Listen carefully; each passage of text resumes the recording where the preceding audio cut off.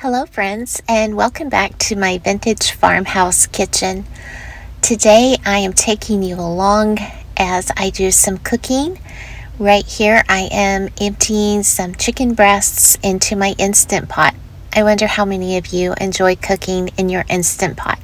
I have my favorite things that I like to do, like cooking rice and making shredded chicken.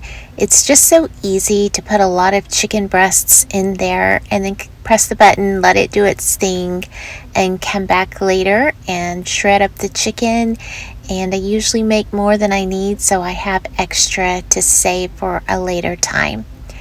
And here I am chopping up a green bell pepper.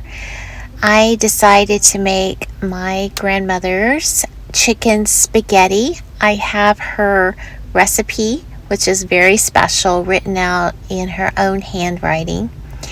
And so I have been making her chicken spaghetti for years. And of course, I make it in much larger batches than my grandmother, who lived alone, made. But I have made it so often that I know the core ingredients to make this spaghetti, and I don't even always measure or go by the recipe. I just make sure I'm using those ingredients and eyeball it and make as much as I have to make, have the ingredients or have the time. Here I am putting the veggies in the skillet to saute them.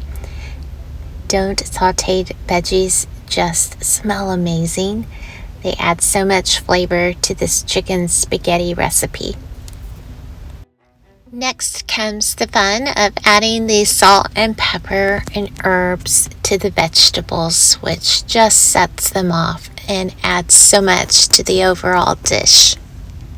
There really isn't one particular way that I season things like this. I just grab whatever herbs and spices I have that sound good and kind of guess at how much I want to put in. I put in some thyme and some garlic salt and things along those lines. There are many things that would work and add the flavor that the dish needs.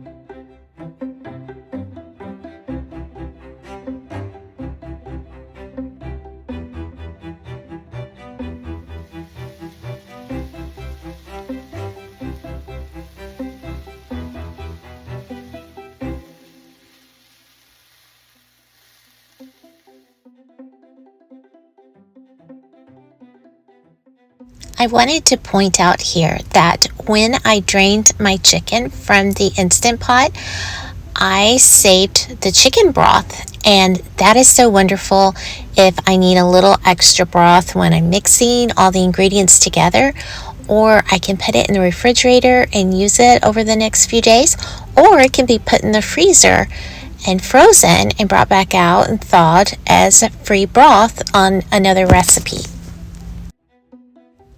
Here you can see the original recipe where my grandmother wrote her chicken spaghetti down and how it has been weathered and dirtied over time as I've used it in the kitchen.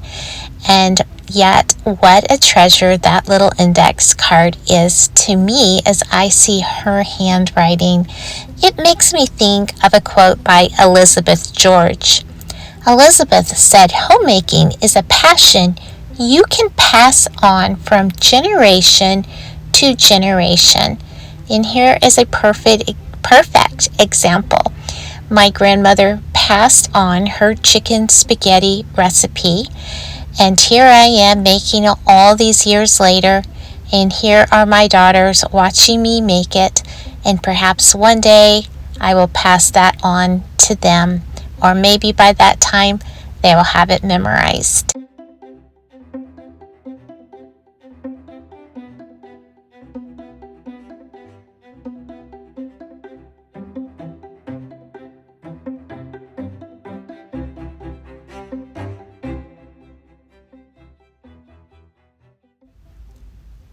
I am appreciating this new pot filler in our new vintage farmhouse kitchen. It is just so handy to be able to pour the water into the pot right there over the stove as I work.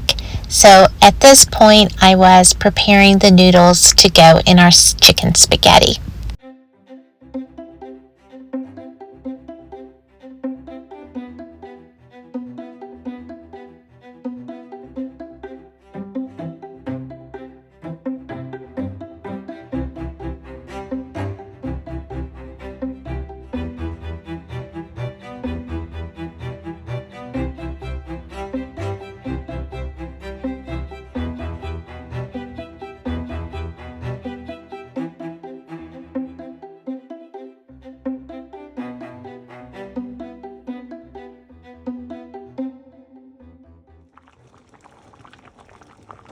And now here I am filling a dish to freeze for another time, and the glass baking dish that I was using for that night's dinner. It is such a help to be able to have this tin pan in my freezer and ready to pull out on a day when I do not have time to make a meal. And sometimes that will be taking it along with us to church and being able to have it for our lunch that we take potluck style to church. But whatever the case, it's just really handy. And since I'm already in the kitchen making this meal, it just makes sense to double it or triple it.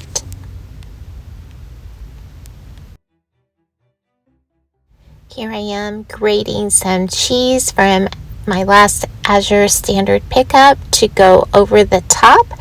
And usually whenever I am freezing a chicken spaghetti, I will leave the cheese off and then grate fresh cheese when we thaw it out and actually cook it. But it can be done either way. You can go ahead and freeze the cheese or go ahead and freeze it without it and add the cheese when needed. And here I am with some Parmesan cheese, also from that last Azure Standard haul.